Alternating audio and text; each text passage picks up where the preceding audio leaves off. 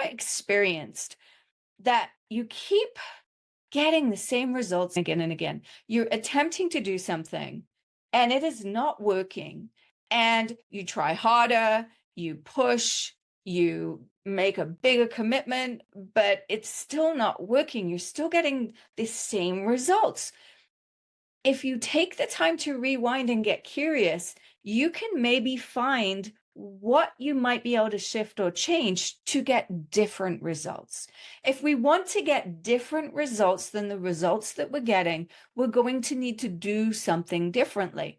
And in order to figure out what that is, rather than just throwing things out there, why not look at our experience? You've already experimented for the last 90 days, the 90 days before that. You have a wealth of experience and knowledge. You're so smart. I want you to look it up like you're looking up in an encyclopedia. That's what we're doing here. You'll also notice what you don't know. So you're going to look back, and I'm going to help you. Don't worry. I'm going to give you some questions. I'm going to share how to do this.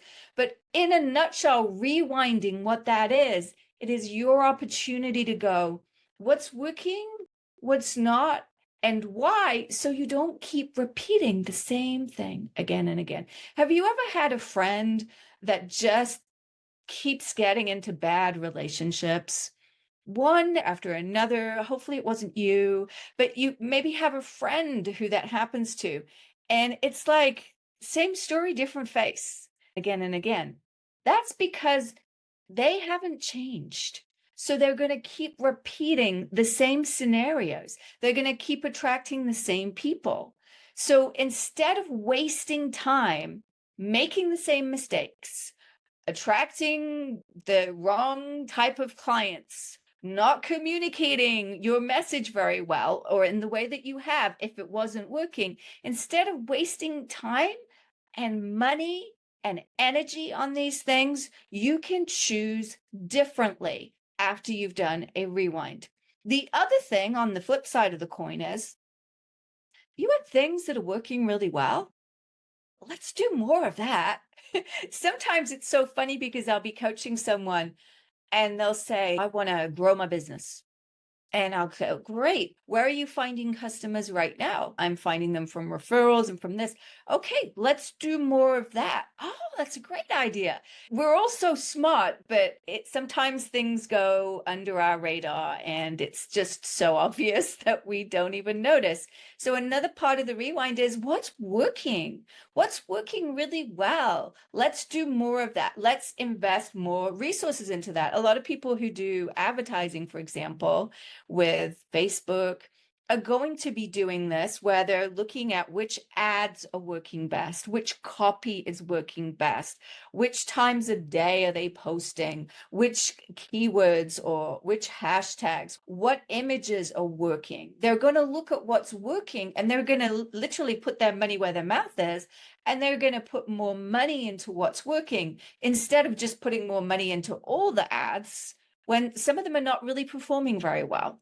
So that's an example that maybe you can relate to in terms of marketing, but it's true of all of our resources. And it's true, of course, in our business and being professional and being an entrepreneur. However, I encourage you, when you do the rewind, to rewind everything, because there's no clear-cut lines that will divide things in our lives and completely prevent them from spilling over.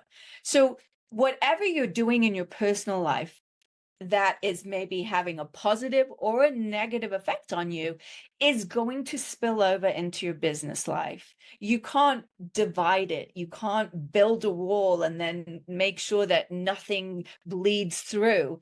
Even when you put a brave face on and everything's going to hell in a handbasket in your personal life, or you're experiencing some disappointment, or maybe you're just distracted because things are going so great in your personal life when you're falling in love, it's going to have a ripple effect on your business as well. So it's important that we're not just looking at business when we're rewinding, but we're also looking at all the areas of our life. So the easiest and quickest way to begin a rewind is, as you can see on the slide here, is to post a win.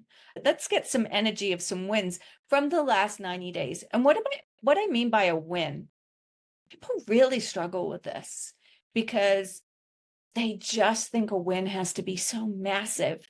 It has to qualify to be a win. It's got to be, I've reached the top of Mount Everest. I've got $1 million in sales.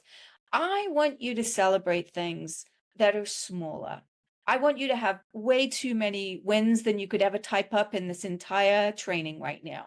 I want you to have so many wins, and you do. You do. You're just not acknowledging them. The power of noticing wins.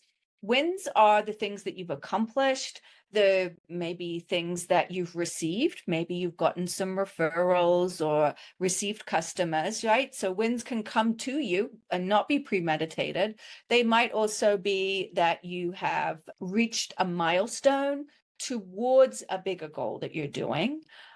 Wins are these little things that you can celebrate, that you can pat yourself on the back and you can say, I'm doing great. I did this thing. And the more that we do that, the more gas we put in our tank. So I love starting the rewind with wins because it's such a nice segue from the recharge, which is putting gas in your tank. Here's another way to put gas in your tank by looking at wins, looking at things that are going well. It's also really helpful if we're going to be getting curious and doing a rewind. We might be looking at some things that maybe aren't that pleasant to look at. There may be some really fantastic things, but if we're getting curious and we're asking questions, we want to get ourselves in a really good mood first so that we can handle maybe some of these tougher questions that we're going to be asking ourselves. We can approach things and look at them and realize I might not have done X, Y, and Z, but I have these wins. I did some good stuff. It will help us stay in a positive mindset, which will make a much better rewind. The rewind isn't about crushing your soul and pointing out everything that you did wrong and you didn't do and how it's not working. We want to be in a curious state of mind where we can be just noticing, isn't it interesting? Like we're a detective, not that we are being a bully to ourselves. So wins, celebrate wins all the time. Those of you that have, where is one? Here we go. Those of you that have my 30-day planner, love these things. These things are so popular. We're almost sold out. These 30-day planners, every single day, they ask you to write down 3 daily wins, right? So at the end of the day, you're writing down 3 daily wins, no matter how the day went. I'm telling you, your day could have gone to hell in a handbasket. There's 3 wins there. And if I'm coaching you, or if you're a member of the Momentum Squad and we're talking about wins, I'm going to pull those suckers out of you. They are in there. I would bet my life on it that you have wins that you are not acknowledging. And if I can find 3 wins every single day for an entire 90-day period, do you see how many wins there are? Every day there is something that you're accomplishing, something that you've received. There are things to celebrate in any area of your life. Even if one area is not going great, another area maybe is doing really well. So when you celebrate your wins, you allow that joy and possibility to spill over into all the areas of your life. It's such a, if you do nothing else, if you take nothing else away from the 90-day reset, celebrate your wins because you have to look for them, which causes you to be curious, which is what we're all about in Rewind Week. And you get to feel good about yourself by acknowledging what you're doing. I think the best way to notice what an impact this makes, I'm going to throw the gauntlet down. Are you ready? I challenge you to find someone, the more positive, the better. You want to find someone who's open and a little bit curious and willing to be curious. I want you to find someone over the next 48 hours. And I want you to sit down with them and say, hey, can I help you celebrate your wins from the last 90 days? And I want you to ask them for wins because I think that you might see better ways of finding wins yourself by helping someone else find wins. It's only going to be, literally, no pun intended, a win-win, because you're going to learn and they're going to get so much out of it. You're going to have to ask them questions and go, what's really working in this area? And you might need to help them to get curious. What if they put most of their energy into, and then they'll start noticing, I've done this thing, but it's not done yet. And you'll go, how far along have you gotten? And you can help them really strip it down and find probably hundreds of wins, but at least maybe 5 or 10. So I throw the gauntlet down. And as you're doing that, I want you to notice something. I want you to notice how their energy shifts, how they shift emotionally from when you start helping them to find wins, and write them down with them. Make sure you're writing down a list. You're not just saying it. Write it down to how they feel and how they seem energetically when they've finished writing that list. So I challenge you to do that, to go ahead, throw down the gauntlet, help someone else find wins, and notice. You'll notice when you start, they might be emotionally feeling okay, or maybe a little down, and then they'll feel completely different by the time you're done with this. And I can say this from experience because I've coached so many people on this, even around the 30-day planner, on this page 4. When I take people through this page, they'll start out going, it was just awful. There's nothing. I really don't want to do this, Marianne. They'll be in tantrum mode. And I will start asking them questions. And by the time we're done, and within 10 minutes, maybe 15, they're feeling like, oh, it wasn't so bad. I actually got quite a lot done. And the main thrust of that is celebrating wins. Hopefully, I've convinced you wins are really key here. And I want you to be finding a way for you to really start to list out your wins. Once again, if you have the 90-day planner, there's a 2-page spread, and it's a place for you to write down your wins by week, which is a really good habit to get into. But if you didn't do it each week, don't worry about it. Just maybe make them different life areas, or scribble out week 1 or whatever, and just make big, long lists of wins here. But this is a place for you to pop that in your planner if you want to. So let's keep moving forward here. So it's rewind week, and we've got some questions to think about, because really it all really boils down to asking questions this week. Questions are how you're going to be able to look at what worked, what didn't, and why, so that you can make more informed choices as you go into the next week. So another question here, right? This is still pretty nice, easy question. What felt satisfying to you about the last 90 days? Because when you identify what you like, you'll get more of it. When you know what kind of food you like, you eat more of it. Sometimes that's a good thing, sometimes it's not.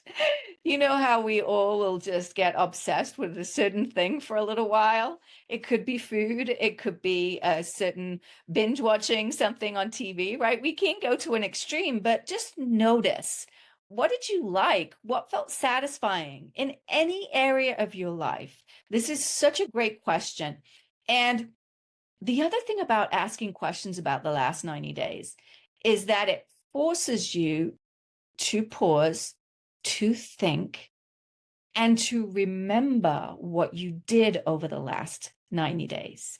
And for me, that's a challenge. I have a hard time looking back. I remember one time I had done this huge women's conference that I used to do every year. And I did it on the Saturday. It was all I slept, dreamt, and thought about for probably about 2 months, maybe longer. And that was on the Saturday. On the Sunday, I was writing down what my wins were, to go back to wins and what I'd accomplished that week. I wrote out this list of things, completely forgot about the conference I did the day before. We do that all the time. So these questions, you might remember some wins when you ask yourself what felt satisfying. So they may nudge you to answer other questions better when you start to lean into some questions. It's like a domino effect. What felt satisfying to you? And that also challenges you to start thinking about the word satisfying, and what does satisfying mean even. And fine-tuning your palate. In the book Daily Momentum, when I talk about this question in particular, I mentioned that when I quit drinking, it was almost like I had to fine-tune my palate again. I'd forgotten what I wanted, what my preferences were, because my addiction had taken over and driven my choices for so long. It's almost like I had to learn to walk again. I had to learn to figure out what I enjoyed doing again that wasn't drinking, because that was all I thought about for so many years. So then it was fun to just experiment and play around with different choices. Yes, the first thing that we can go to when we think of satisfying is food. It's the easiest one to go to and think about to start with. But there's conversations that I have, there's coaching sessions, there are articles that I write that are satisfying. There's books that I read or that I listen to that have been satisfying. There is TV shows and movies and people that I want to be around. These are all places that we can fine tune and look at what is satisfying. I'm going through these questions right now. You might jot down any answers that come to you, but primarily I'm just priming the pump so that you can do this on your own. So next up, we have the question, how did the last 90 days match up with what you expected it to be? So this one is, the other ones were light and a little bit easier, the wins, the satisfying. Now we're easing into maybe an area where we might find something that isn't as pleasant. You had expectations of how you wanted the last 3 months to be. And did it match up? Did it pan out? Now, something that came up when we talked about this in Weekly Momentum this morning, which I'm very grateful for the dialogue around this morning. I want you to realize that what we're asking here is not for the whole story of why everything went wrong. We just want to be more like a detective and go, oh, I thought I was going to land this deal by the end of this quarter, and I didn't. I thought I would have this many customers, but I didn't. We want to, as much as possible, take this story and the emotion out. We might go through the story to get to the facts, but we want the facts. How did I imagine this quarter to be? And how did it actually turn out? And a great way to look at this is if you're in the habit already of doing a 90-day plan, then your 90-day plan that you set up for this quarter, you can look at it and go, okay, this was the plan. What did life give me? How did it all pan out? And it doesn't have to match, and it's okay if it doesn't. But I want you to take that time to acknowledge, play the game, spot the difference. What were my expectations? Because we always have expectations about everything. We always have some kind of expectation, right? I was scrolling and I saw a video, and it had gone viral. It was a woman who was freaking out a little bit because she thought she was going to go ziplining. There we go. I needed a minute. I had to do the visual. She thought she was going ziplining. So she's at the top and she thinks she's going to go ziplining. So she's getting herself situated, and there's a guy there putting the straps on and getting her situated. And she finally gets ready. No, it was a bungee jump. So she thought she was going to do a zip line, and it was a bungee jump. Oh my gosh, talk about not matching your expectations. And that's scary, right? Because sometimes in business, we think we're going to go on a zip line and we end up and it's a bungee jump. And that's what we were expecting, one thing, and we get another. This is an opportunity for you to just realize that. And from doing that, maybe you'll ask better questions and set yourself up for these experiences next time. Like that woman is never, if she ever does go on anything again, she's going to ask plenty of questions about what this ride is going to do. She's not going to just presume and not say anything that it's going to be a zip line. So if we can learn from our experience, was what I was really pointing towards a few minutes ago when I said, we don't want to keep making the same mistakes. We don't want to go around the roundabout again and again, right? We want to at least get on a different roundabout. We want to at least explore and be a detective and figure things out so that we can experiment with a different choice. And we do that by asking questions. So this is a really good one of looking at your expectations. A lot of times people, they don't make agreements with themselves. How intentional you are about your agreements will make an impact on how much of your plan you get done. So as you look back at what even the last 90 days and whether it matched up with what you expected, next question, how did you improve your health and well-being over the last 90 days? Because you are the engine, you are the captain of the ship. And if you don't take care of yourself, for most of us, then our business is going to suffer. Now, we're down with the flu or a cold for a few days, no big deal necessarily, but it could be that we could miss out on some opportunities if we are not feeling well for too long. Whatever we can do to improve our health and well-being, and this question is here to remind you to underline what you're doing that's really working. Sometimes we forget, oh yeah, I've been taking that new vitamin and I'm really noticing a difference, or I've been getting up earlier, or I've been meditating, or I've been going to hot yoga. Whatever it is, notice how you've improved your health and well-being, and also what's not working. So we want to look at what's working, what's not working, so that you can do more of what's working and take your foot off the gas with what's not working. Next question. What did you put energy into over the last 90 days? So quite often what I see happen is that someone will write out a 90-day plan. They may be clear and intentional about their agreements that they're making on the plan. They lay it all out, it feels great, and then they end up putting energy into something that is not on the plan. And there's a couple of reasons for that. Sometimes it's because they didn't put this thing on the plan and it should have been on the plan, right? So it's okay. Don't get mad at yourself. This is how you learn and figure out, I got to put that thing on the plan, right? Your plan is where you're going to point your headlight. And it came up this morning. If everything's important, if everything is a priority, then nothing's a priority. So these things that you're putting on your plan are the things that are the most important. And if you ended up that something hijacked your energy, then that tells me that thing should have been on your plan. So as you look at the last 90 days, the things that really put a lot of energy into. Now, let's be clear about what I mean by energy.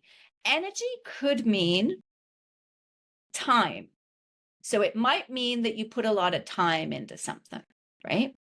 Sometimes we are working on a piece of technology and then it takes 10 times as long as we thought it would, and the software's not working, and this task now is taking forever, this project.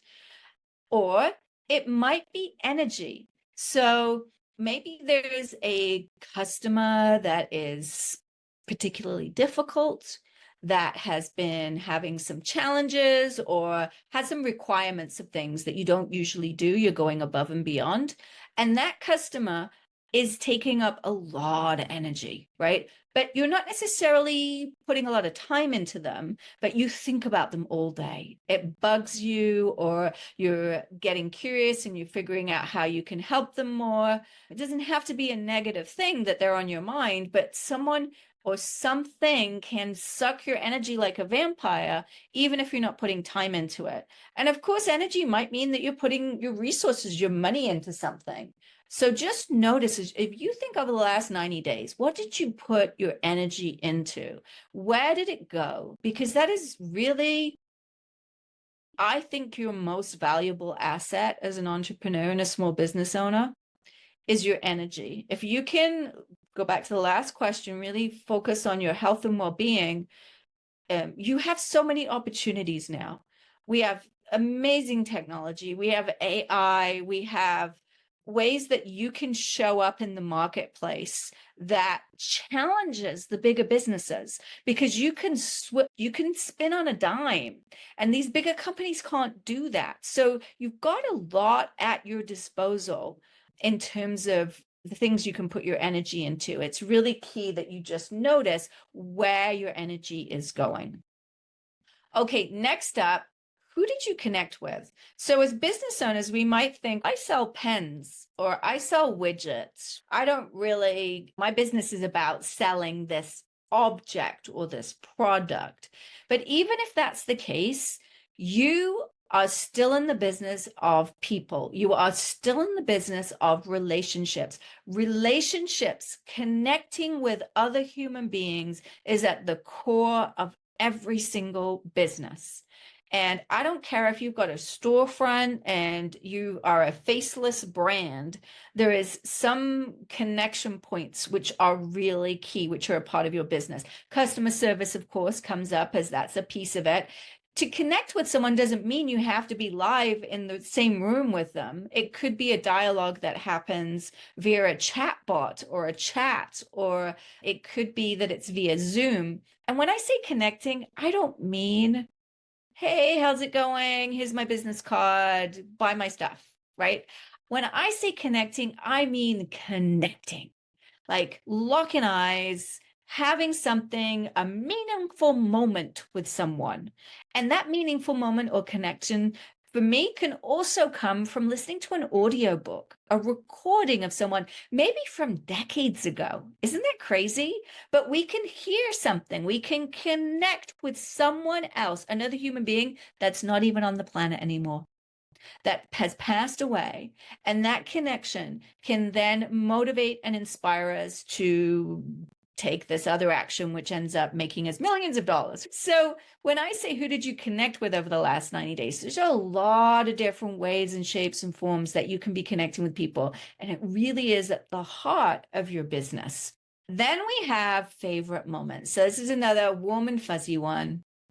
And I think it's important for us to take a moment and celebrate some more the favorite moments that we've had over the last 90 days. This is such a special question. I love doing this in a group, and there is something really wonderful about sharing that. Often I'll tell people, don't go into the story. But when we're looking at favorite moments, absolutely lean into the story. We want to hear the story. I want you to paint me the verbal picture. I want you to really remember your favorite moments from the last 90 days. Because really, what's the point of any of this if we're not having moments like these? This is why we do everything that we do. We do it for these moments. It's not about crossing the finish line.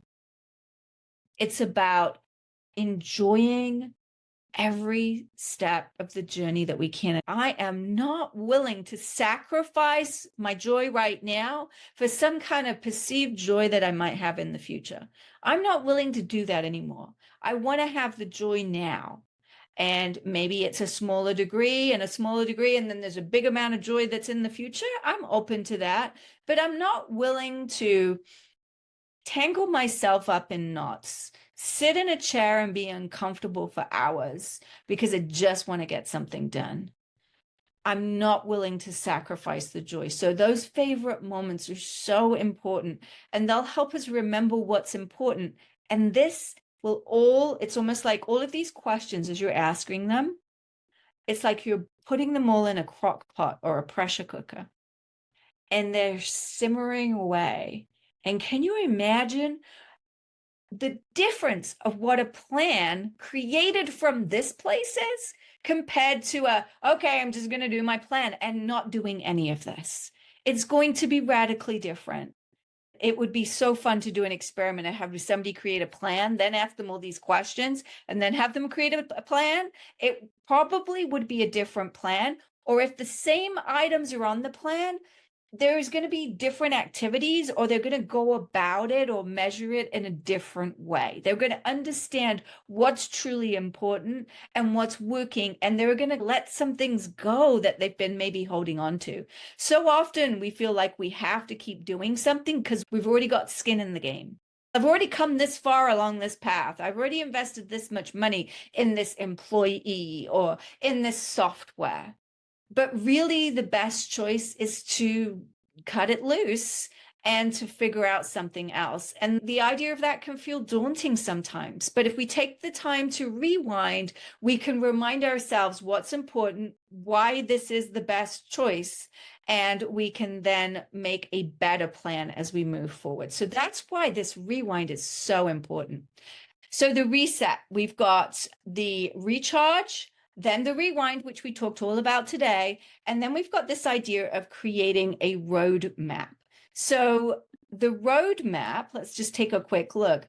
We're not doing the roadmap right now. I just know everybody likes to know what's coming ahead, what's next. I want you to really dive into the rewind and asking the questions and not rush forward into creating the plan. However, when we do create the plan, the roadmap in step 3, the plan now that we're going to create in the roadmap section is very plug and play. It's much easier. I've made it super simple, stripped it down, and we've got several categories that we plug and play items into. So it's going to be really simple for you to do once you've got the clarity and you've asked all of these questions in the rewind.